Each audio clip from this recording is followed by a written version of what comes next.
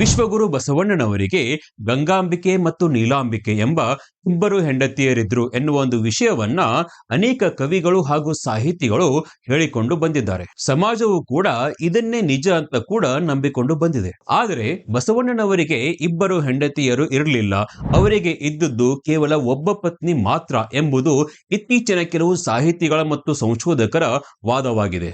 ಹಾಗಾದರೆ ಬಸವಣ್ಣನವರಿಗೆ ಇಬ್ಬರು ಪತ್ನಿಯರಿದ್ದರು ಎನ್ನುವ ಒಂದು ವಿಷಯ ಎಲ್ಲಿಂದ ಬಂತು? ಯಾವ ಯಾವ ಗ್ರಂಥಗಳಲ್ಲಿ ಈ ಒಂದು ವಿಷಯ ಉಲ್ಲೇಖ ಆಗಿದೆ? ಬಸವಣ್ಣನವರಿಗೆ ಇದ್ದದ್ದು ಒಬ್ಬಳೇ ಪತ್ನಿ ಎನ್ನುವುದಕ್ಕೆ ಸಾಕ್ಷಿಗಳು ಏನಿವೆ? ವಚನ ಸಾಹಿತ್ಯದಲ್ಲಿ ಈ ಒಂದು ವಿಷಯದ ಬಗ್ಗೆ ಸಿಗುವಂತಹ ದಾಖಲೆಗಳು ಏನಿವೆ? ಈ ಎಲ್ಲಾ ವಿಷಯಗಳ ಬಗ್ಗೆ ದಾಖಲೆಗಳ ಸಮೇತವಾಗಿ ಇವಾಗ ವಿಮರ್ಶೆ ಮಾಡಿ ನೋಡೋಣ.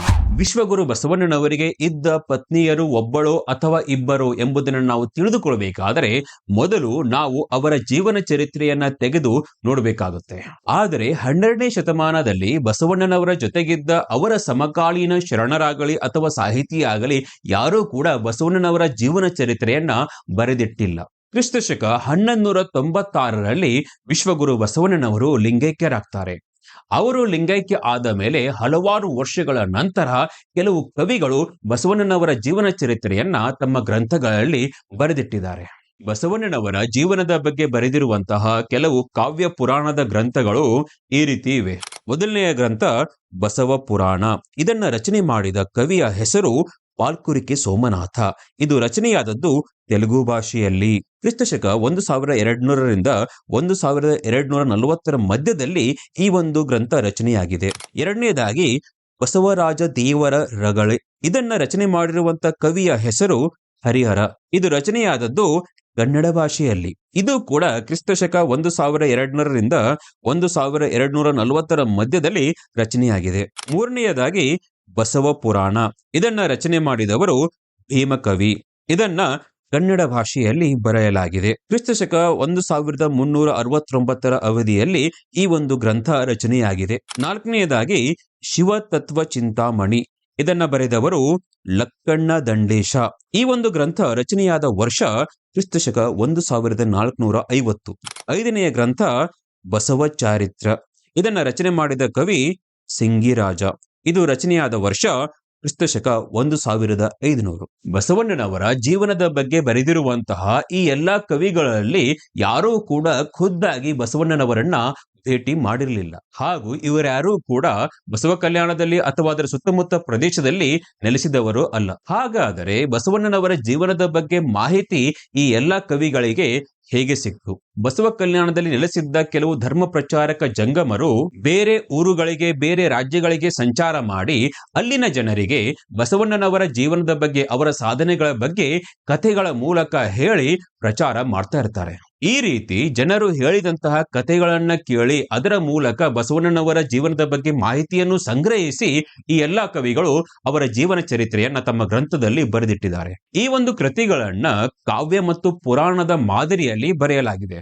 ಆದ್ದರಿಂದ ಈ ಒಂದು ಗ್ರಂಥಗಳಲ್ಲಿ ಐತಿಹಾಸಿಕವಾದ ನಿಜವಾದ ಘಟನೆಗಳ ಜೊತೆಗೆ ಕೆಲವು ಪವಾಡದ ಘಟನೆಗಳು ಮತ್ತು ಕೆಲವು ಕಾಲ್ಪನಿಕ ವಿಷಯಗಳು ಕೂಡ ಸೇರಿಕೊಂಡು ಬಿಟ್ಟಿವೆ. ಹೀಗಾಗಿ ಈ ಒಂದು ಕಾವ್ಯ ಪುರಾಣದ ಗ್ರಂಥಗಳಲ್ಲಿ ಇರುವಂತಹ ಮಾಹಿತಿಯಲ್ಲಿ ಯಾವುದು ನಿಜ ಹಾಗೂ ಯಾವುದು ಕಾಲ್ಪನಿಕ ಎಂಬುದನ್ನ ತಿಳಿದುಕೊಳ್ಬೇಕಾದರೆ ಈ ಒಂದು ಗ್ರಂಥಗಳನ್ನ ವಚನ ಸಾಹಿತ್ಯದ ಜೊತೆಗೆ ಹೋಲಿಸಿ ನೋಡ್ಬೇಕಾಗುತ್ತೆ. ಪಾಲ್ಕುರಿಕೆ ಸೋಮನಾಥ ಬರೆದಿರುವಂತಹ ಬಸವ ಪುರಾಣ ಗ್ರಂಥದಲ್ಲಿ ಏನಿದೆ ಅಂತ ನಾವು ನೋಡಿದಾಗ, ಬಸವಣ್ಣನವರು ತನ್ನ ಸೋದರ ಮಾವ ಅಂದರೆ ತನ್ನ ತಾಯಿ ಮಾದಲಾಂಬಿಕೆಯ ಅಣ್ಣನಾದ ಬಲದೇವನ ಮಗಳಾದ ಗಂಗಾಂಬಿಕೆಯನ್ನ ಮದುವೆಯಾಗ್ತಾರೆ. ಹಾಗೂ ಬಲದೇವನು ಬಿಜ್ಜಳನ ಆಸ್ಥಾನದಲ್ಲಿ ಒಬ್ಬ ಮಂತ್ರಿಯಾಗಿರುತ್ತಾನೆ. ಈ ಒಂದು ಗ್ರಂಥದಲ್ಲಿ ಬಸವಣ್ಣನವರ ಮತ್ತೊಂದು ಮದುವೆಯ ಅಥವಾ ಮತ್ತೊಬ್ಬ ಹೆಂಡತಿಯ ಪ್ರಸ್ತಾಪ ಇಲ್ಲ.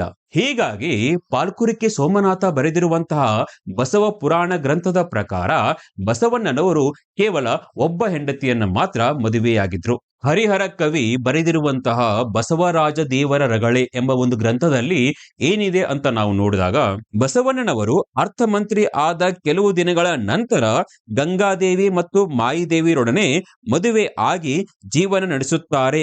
ಈ ರೀತಿ ಈ ಒಂದು ಗ್ರಂಥದಲ್ಲಿ ಬರೆಯಲಾಗಿದೆ. ಹರಿಹರ ಬರೆದಿರುವಂತಹ ಈ ಒಂದು ಗ್ರಂಥದಲ್ಲಿ ಗಂಗಾದೇವಿ ಮತ್ತು ಮಾಯಿದೇವಿ ಯಾರು, ಅವರ ತಂದೆ ತಾಯಿ ಯಾರು, ಈ ಮದುವೆ ಯಾವಾಗ ಆಯಿತು, ಈ ರೀತಿ ಯಾವುದೇ ಮಾಹಿತಿ ಈ ಒಂದು ಗ್ರಂಥದಲ್ಲಿ ಹರಿಹರ ಬರೆದಿಲ್ಲ. ಇದರಿಂದ ಏನು ಗೊತ್ತಾಗುತ್ತೆ ಅಂದ್ರೆ, ಹರಿಹರ ಎಂಬ ಕವಿಗೆ ಬಸವಣ್ಣನವರ ವೈವಾಹಿಕ ಜೀವನದ ಬಗ್ಗೆ ಪೂರ್ತಿಯಾದ ಮಾಹಿತಿ ಇರಲಿಲ್ಲ. ಇನ್ನು ಮೂರನೆಯದಾಗಿ, ಭೀಮಕವಿ ಬರೆದಿರುವಂತಹ ಬಸವ ಪುರಾಣ ಗ್ರಂಥದಲ್ಲಿ ಏನಿದೆ ಅಂತ ನೋಡೋಣ. ಪಾಲ್ಕುರಿಕೆ ಸೋಮನಾಥರು ತೆಲುಗು ಭಾಷೆಯಲ್ಲಿ ಬರೆದಿರುವಂತಹ ಬಸವ ಪುರಾಣ ಎಂಬ ಗ್ರಂಥವನ್ನೇ ಭೀಮಕವಿಯು ಕನ್ನಡ ಭಾಷೆಯಲ್ಲಿ ಅನುವಾದ ಮಾಡಿದ್ದಾನೆ. ಬಸವಣ್ಣನವರು ಬಲದೇವ ಮಂತ್ರಿಗಳ ಮಗಳಾದ ಗಂಗಾಂಬಿಕೆಯನ್ನು ಮದುವೆ ಆದರು ಎಂಬ ಒಂದು ಸಾಲು ಈ ಒಂದು ಗ್ರಂಥದಲ್ಲಿ ಇದೆ. ಆದರೆ ಬಸವಣ್ಣನವರ ಮತ್ತೊಂದು ಮದುವೆಯ ಪ್ರಸ್ತಾಪ ಭೀಮಕವಿ ಬರೆದಿರುವಂತಹ ಈ ಒಂದು ಗ್ರಂಥದಲ್ಲಿ ಇಲ್ಲ. ಈ ಒಂದು ಗ್ರಂಥದಲ್ಲಿ ಒಂದು ಕಡೆ ಮಾಯಿದೇವಿ ಎಂಬ ಒಂದು ಹೆಸರು ಬರುತ್ತೆ. ಮಾಯಿದೇವಿ ಎಂಬ ರಾಜನರ್ತಕಿ ಬಸವಣ್ಣನವರ ಪತ್ನಿಯಾದ ಗಂಗಾಂಬಿಕೆಯ ಕಿವಿಯಲ್ಲಿನ ಬಂಗಾರದ ಓಲೆಯನ್ನು ತಂದುಕೊಟ್ಟರೆ ನಾನು ಬದಲಾಗುತ್ತೇನೆ ಎಂದು ಓರ್ವ ಜಂಗಮನಿಗೆ ಹೇಳ್ತಾಳೆ. ಅವಾಗ ಬಸವಣ್ಣನವರು ತನ್ನ ಪತ್ನಿಯಿಂದ ಆ ಒಂದು ಓಲೆಯನ್ನ ಪಡೆದುಕೊಂಡು ಮಾಯಿದೇವಿಗೆ ಕೊಡ್ತಾರೆ ಎಂಬ ಒಂದು ಪ್ರಸಂಗದ ವಿವರಣೆ ಭೀಮಕವಿಯು ತನ್ನ ಗ್ರಂಥದಲ್ಲಿ ಬರೆದಿದ್ದಾನೆ. ಇಲ್ಲಿ ಮಾಯಿದೇವಿ ಎಂಬ ಹೆಸರು ಪ್ರಸ್ತಾಪ ಆಗಿರುವುದು ಒಬ್ಬ ರಾಜನರ್ತಕಿಯ ಹೆಸರು. ಆದರೆ ಸಾಹಿತಿಗಳು ಈ ಒಂದು ಸಾಲುಗಳನ್ನ ಸರಿಯಾಗಿ ಅರ್ಥ ಮಾಡಿಕೊಳ್ಳದೆ ಬಸವಣ್ಣನವರಿಗೆ ಮಾಯಿದೇವಿ ಎಂಬ ಇನ್ನೊಬ್ಬ ಹೆಂಡತಿ ಇದ್ದಳು ಅಂತ ಭಾವಿಸಿಕೊಳ್ತಾರೆ. ಈ ರೀತಿ ಭೀಮಕವಿ ಬರೆದಿರುವ ಬಸವ ಪುರಾಣ ಗ್ರಂಥದ ಪ್ರಕಾರ ಕೂಡ ಬಸವಣ್ಣನವರಿಗೆ ಕೇವಲ ಒಬ್ಬ ಪತ್ನಿ ಮಾತ್ರ ಇದ್ದದ್ದು. ಕ್ರಿಸ್ತಶಕ 1450ರಲ್ಲಿ ಲಕ್ಕಣ ದಂಡೇಶ ಬರೆದಿರುವ ಶಿವತತ್ವ ಚಿಂತಾಮಣಿ ಗ್ರಂಥದಲ್ಲಿ ಮತ್ತು ಕ್ರಿಸ್ತಶಕ 1500ರಲ್ಲಿ ಸಿಂಗಿರಾಜ ಎಂಬ ಕವಿಯು ಬರೆದಿರುವ ಬಸವ ಚಾರಿತ್ರೆ ಎಂಬ ಗ್ರಂಥದಲ್ಲಿ ಗಂಗಾಂಬಿಕೆ ಮತ್ತು ನೀಲಾಂಬಿಕೆ ಎಂಬ ಇಬ್ಬರ ಹೆಸರುಗಳನ್ನ ಪ್ರಸ್ತಾಪ ಮಾಡಿದ್ದಾರೆ. ಈ ಎರಡು ಗ್ರಂಥಗಳು ರಚನೆಯಾದ ವರ್ಷವು 12ನೇ ಶತಮಾನಕ್ಕಿಂತ ಬಹಳ ದೂರ ಆಗಿರುವುದರಿಂದ ನಾವು ಮೊದಲಿನ 3 ಗ್ರಂಥಗಳಿಗೆ ಹೆಚ್ಚಿನ ಮಹತ್ವವನ್ನ ಕೊಡಬೇಕಾಗುತ್ತೆ. ಕೂಡಲ ಸಂಗಮದಲ್ಲಿ ಕೃಷ್ಣ ಮತ್ತು ಮಲಪ್ರಭಾ ನದಿಗಳು ಸಂಗಮವಾದ ಸ್ಥಳದಲ್ಲಿ ದಂಡೆಯ ಮೇಲೆ ಬಸವಣ್ಣನವರ ಸಮಾಧಿ ಅಂದ್ರೆ ಐಕ್ಯ ಮಂಟಪ ಇದೆ. ಅದೇ ನದಿಯ ಇನ್ನೊಂದು ದಂಡೆಗೆ ನೀಲಾಂಬಿಕೆ ತಾಯಿಯವರ ಸಮಾಧಿ ಇದೆ. ಒಂದು ವೇಳೆ ಬಸವಣ್ಣನವರಿಗೆ ಇಬ್ಬರು ಪತ್ನಿಯರು ಇದ್ದಿದ್ರೆ ಆ ಇಬ್ಬರು ಹೆಂಡತಿಯರ ಸಮಾಧಿಗಳನ್ನು ಕೂಡ ರಕ್ಷಣೆ ಮಾಡಿಕೊಂಡು ಬರುತ್ತಾ ಇದ್ರು. ವಿಶ್ವಗುರು ಬಸವಣ್ಣನವರು ತಾವು ಬರೆದಿರುವ ವಚನಗಳಲ್ಲಿ ನೀಲಲೋಚನೆ ಎಂಬ ಹೆಸರನ್ನ ಮಾತ್ರ ಬಳಸಿದ್ದಾರೆ. ನೀಲ ಎಂಬ ಪದದ ಅರ್ಥ ನೀಲಿ ಬಣ್ಣ, ಲೋಚನೆ ಎಂಬ ಪದದ ಅರ್ಥ ಕಣ್ಣುಗಳು ಇರುವವಳು, ನೀಲಲೋಚನೆ ಎಂಬ ಪದದ ಅರ್ಥ ನೀಲಿ ಬಣ್ಣದ ಕಣ್ಣುಗಳು ಇರುವವಳು. ಬಸವಣ್ಣನವರು ತಮ್ಮ ಒಂದು ವಚನದಲ್ಲಿ ಈ ರೀತಿ ಬರೆದಿದ್ದಾರೆ: ಎನ್ನ ಸತಿ ನೀಲಲೋಚನೆ ಪೃಥ್ವಿಗಗ್ಗಳ ಚಲುವೆ. ಒಂದು ವೇಳೆ ಬಸವಣ್ಣನವರಿಗೆ ಇಬ್ಬರು ಪತ್ನಿಯರು ಇದ್ದಿದ್ರೆ ಬಸವಣ್ಣನವರು ಖಂಡಿತವಾಗಿ ಆ ಇಬ್ಬರು ಪತ್ನಿಯರ ಹೆಸರನ್ನ ತಮ್ಮ ವಚನದಲ್ಲಿ ಉಲ್ಲೇಖ ಮಾಡ್ತಾ ಇದ್ರು. 12ನೇ ಶತಮಾನದ ಹಾಗೂ ನಂತರ ಬರುವಂತಹ ಶರಣರ ವಚನಗಳಲ್ಲಿ, ತ್ರಿವಿಧಿಗಳಲ್ಲಿ, ಸ್ತೋತ್ರ ಪದ್ಯಗಳಲ್ಲಿ, ಕಾಲಜ್ಞಾನ ವಚನಗಳಲ್ಲಿ ಎಲ್ಲ ಕಡೆ ಕೂಡ ನೀಲಮ್ಮ, ನೀಲಲೋಚನೆ ಎಂಬ ಹೆಸರು ಮಾತ್ರ ಬಂದಿದೆ. ಒಂದು ವೇಳೆ ಬಸವಣ್ಣನವರಿಗೆ ಇಬ್ಬರು ಹೆಂಡತಿಯರು ಇದ್ದಿದ್ರೆ 12ನೇ ಶತಮಾನದ ಶರಣರಾಗಲಿ ಅಥವಾ ನಂತರ ಬರುವಂತ ಶರಣರಾಗಲಿ ಇಬ್ಬರು ಪತ್ನಿಯರ ಹೆಸರನ್ನ ಉಲ್ಲೇಖ ಮಾಡ್ತಾ ಇದ್ರು. ಶೂನ್ಯಪೀಠಾಧೀಶರಾದ ಅಲ್ಲಮ ಪ್ರಭುಗಳು ತಮ್ಮ ಒಂದು ವಚನದಲ್ಲಿ ಈ ರೀತಿ ಹೇಳಿದ್ದಾರೆ: ಸತಿಯ ಕಂಡು ವ್ರತಿಯಾದ ಬಸವಣ್ಣ. ಒಂದು ವೇಳೆ ಬಸವಣ್ಣನವರಿಗೆ ಇಬ್ಬರು ಪತ್ನಿಯರು ಇದ್ದಿದ್ರೆ ಅವಾಗ ಅಲ್ಲಮ ಪ್ರಭು ದೇವರು ತಮ್ಮ ವಚನದಲ್ಲಿ ಈ ರೀತಿ ಬರಿತಾ ಇದ್ರು: ಸತಿಯರ ಕಂಡು ವ್ರತಿಯಾದ ಬಸವಣ್ಣ. ಅಲ್ಲಮ ಪ್ರಭು ದೇವರ ಈ ಒಂದು ವಚನದಿಂದ ನಮಗೆ ಗೊತ್ತಾಗುತ್ತೆ ಬಸವಣ್ಣನವರಿಗೆ ಇದ್ದದ್ದು ಕೇವಲ ಒಬ್ಬ ಪತ್ನಿ ಮಾತ್ರ. ಇನ್ನು ಕೆಲವರ ವಾದ ಏನೆಂದರೆ ಗಂಗಾಪ್ರಿಯ ಕೂಡಲ ಸಂಘ ಮತ್ತು ಸಂಗಯ್ಯ ಎಂಬ 2 ವಚನ ಮುದ್ರಿಕೆಗಳು ಇವೆ. ಇದರಲ್ಲಿ ಒಂದು ಗಂಗಾಂಬಿಕೆಯ ವಚನ ಮುದ್ರಿಕೆ, ಇನ್ನೊಂದು ನೀಲಾಂಬಿಕೆ ವಚನ ಮುದ್ರಿಕೆ. ಬಸವಯೋಗಿ ಸಿದ್ದರಾಮೇಶ್ವರರು ಕೂಡ 2 ವಚನ ಮುದ್ರಿಕೆಗಳನ್ನ ಬಳಸಿ ತಮ್ಮ ವಚನಗಳನ್ನ ಬರೆದಿದ್ದಾರೆ. ಒಂದು ಕಪಿಲ ಸಿದ್ಧ ಮಲ್ಲಿಕಾರ್ಜುನ, ಇನ್ನೊಂದು ಯೋಗಿನಾಥ. ಜಗನ್ಮಾತೆ ಅಕ್ಕಮಹಾದೇವಿ ತಾಯಿಯವರು ಕೂಡ 2 ವಚನ ಮುದ್ರಿಕೆಗಳನ್ನ ಬಳಸಿದ್ದಾರೆ. ಒಂದು ಚೆನ್ನಮಲ್ಲಿಕಾರ್ಜುನ ದೇವ, ಇನ್ನೊಂದು ಚೆನ್ನಮಲ್ಲಿಕಾರ್ಜುನ ದೇವರ ದೇವ. ಅದೇ ರೀತಿ ಬಸವಣ್ಣನವರ ಪತ್ನಿಯಾದ ನೀಲಾಂಬಿಕೆಯವರು ಕೂಡ 2 ವಚನ ಮುದ್ರಿಕೆಗಳನ್ನ ಬಳಸಿ ವಚನಗಳನ್ನ ಬರೆದಿರಬಹುದು ಎಂಬುದು ಸಂಶೋಧಕರ ವಾದ.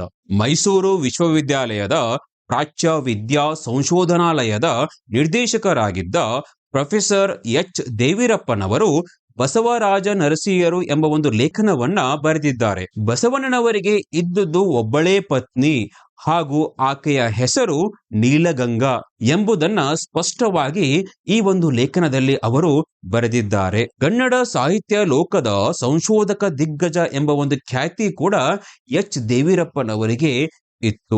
ಸಾಹಿತಿಗಳು, ಸಂಶೋಧಕರು ಹಾಗೂ ದಾರ್ಶನಿಕರಾಗಿದ್ದ ಪೂಜ್ಯ ಮಾತೆ ಮಹಾದೇವಿಯವರು 1983ರಲ್ಲಿ ಕ್ರಾಂತಿಯೋಗಿ ಬಸವಣ್ಣ ಎಂಬ ಒಂದು ಚಲನಚಿತ್ರವನ್ನ ಮಾಡ್ತಾರೆ. ಆ ಒಂದು ಚಲನಚಿತ್ರದಲ್ಲಿ ಬಸವಣ್ಣನವರಿಗೆ ಗಂಗಾಂಬಿಕೆ ಮತ್ತು ನೀಲಾಂಬಿಕೆ ಎಂಬ ಇಬ್ಬರು ಪತ್ನಿಯರಿದ್ದರು ಎಂಬುದನ್ನ ಅವರು ತೋರಿಸ್ತಾರೆ. ಪೂಜ್ಯ ಮಾತೆ ಮಹಾದೇವಿಯವರು ಹೇಳುವ ಪ್ರಕಾರ ಚಲನಚಿತ್ರವನ್ನು ಮಾಡಿದ ಸಮಯದಲ್ಲಿ ಅವರು ಈ ಒಂದು ವಿಷಯದ ಬಗ್ಗೆ ಅಧ್ಯಯನ ಮಾಡಿರಲಿಲ್ಲ. ಹಿಂದಿನ ಸಾಹಿತಿಗಳು ಹಾಗೂ ಕವಿಗಳು ಬರೆದಿರುವಂತಹ ಅಂಶವನ್ನೇ ಇವರು ನಂಬಿ ಬಸವಣ್ಣನವರಿಗೆ ಇಬ್ಬರು ಪತ್ನಿಯರಿದ್ದರು ಎಂಬ ವಿಷಯವನ್ನ ಆ ಒಂದು ಚಲನಚಿತ್ರದಲ್ಲಿ ಇವರು ತೋರಿಸಿದ್ರು. 1987ರಲ್ಲಿ ಪೂಜ್ಯ ಮಾತೆ ಮಹಾದೇವಿಯವರು ನೀಲಾಂಬಿಕೆಯವರ ಸಮಾಧಿ ಇರುವಂತಹ ತಂಗಡಗಿ ಹಾಗೂ ಸುತ್ತಮುತ್ತದ ಗ್ರಾಮಗಳಿಗೆ ಭೇಟಿಯನ್ನ ಕೊಡ್ತಾರೆ. ಅವರಿಗೆ ಒಂದು ಅಂಶ ಗೊತ್ತಾಗುತ್ತೆ. ಆ ಒಂದು ಗ್ರಾಮಗಳಲ್ಲಿ ನೀಲಗಂಗಮ್ಮ ಎಂಬ ಹೆಸರನ್ನ ಹಲವಾರು ಹೆಣ್ಣು ಮಕ್ಕಳಿಗೆ ಇಟ್ಟಿರ್ತಾರೆ ಹಾಗೂ ನೀಲಾಂಬಿಕೆಯವರ ಸಮಾಧಿಯನ್ನ ನೀಲಗಂಗಮ್ಮನ ಗದ್ದುಗೆ ಎಂಬ ಹೆಸರಿನಿಂದ ಕೂಡ ಜನರು ಕರಿತಾ ಇರ್ತಾರೆ.